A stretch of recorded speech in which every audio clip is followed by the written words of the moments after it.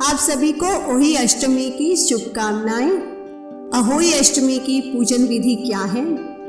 अहोई अष्टमी के दिन सुबह जल्दी उठकर स्नान करें और बच्चों की लंबी आयु की कामना करते हुए व्रत का संकल्प लें। अहोई पूजा के लिए गेरू से दीवार पर उनके चित्र के साथ ही साही और उसके 7 पुत्रों की तस्वीर बनाएं। देवी को चावल, मूली, सिंघाड़ा अर्पित करें और अहोई अष्टमी व्रत की कथा सुनें।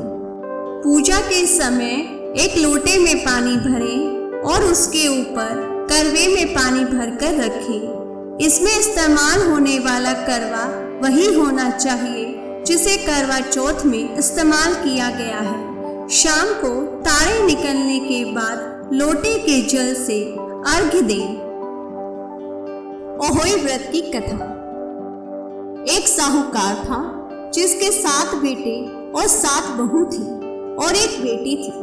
सब कोई मिट्टी लेने गए। मिट्टी खोदते समय ननंद के हाथ से स्याऊ का बच्चा मर गया। स्याऊ माता बोली कि मैं तेरी कोख बांधूंगी, तो ननंद ने अपनी सारी भाभियों से कहा, लेकिन ननंद के बदले में अपनी कोख बंधवाने के लिए 6 भाभियों ने मना कर दिया।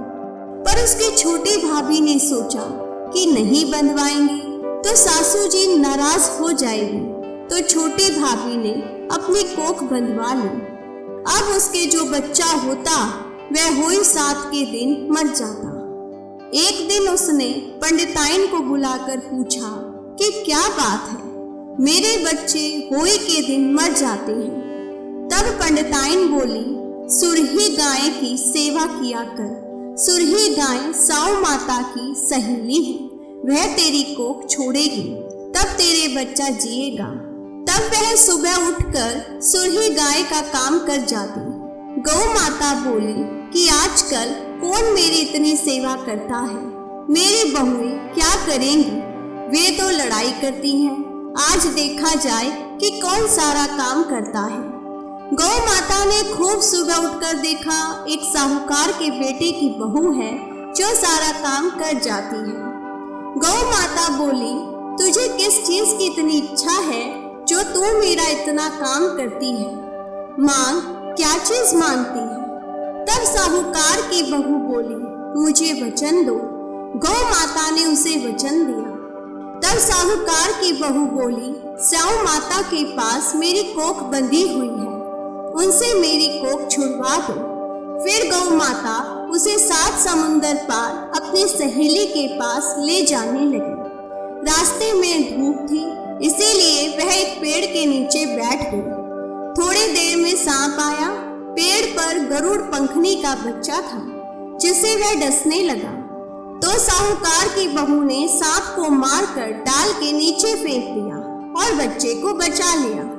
गरुड़ पखानी आई, आकर साहूकार के बेटे की बहू को चोंच मारने लगी, तो साहूकार ने बोली, मैंने तेरा बच्चा नहीं मारा, सांप तेरे बच्चे को मार रहा था, मैंने तो तेरे बच्चे को छिपाया है। तो गरुड़ पखनी बोली, मांग, क्या मांगती है? वह बोली कि 7 समुंदर पार साऊ माता रहती है, हमें तुम उनके पास पहुंचा दो। गरुड़ पंखनी ने अपनी पीठ पर बैठाकर दोनों जनों को साऊ माता के पास पहुंचा दिया। साऊ माता बोले कि आप बहन बहुत दिनों के बाद आई। साऊ माता बोली कि मेरे सिर में बहुत जू हो गई है। तो गौ माता बोली कि मेरे साथ जो है इससे जू निकलवा लो।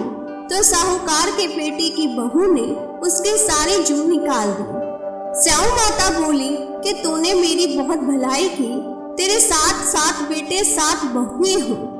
बहू बोली कि मेरे तो एक भी बेटा नहीं, 7 बेटे कहाँ से होंगे? स्याऊ माता बोली, क्यों नहीं होंगे? तब वह बोली कि मुझे वचन दो। तो स्याऊ माता बोली, वचन, ये वचन उकतो धोबी कुंड पर कंकरी हो।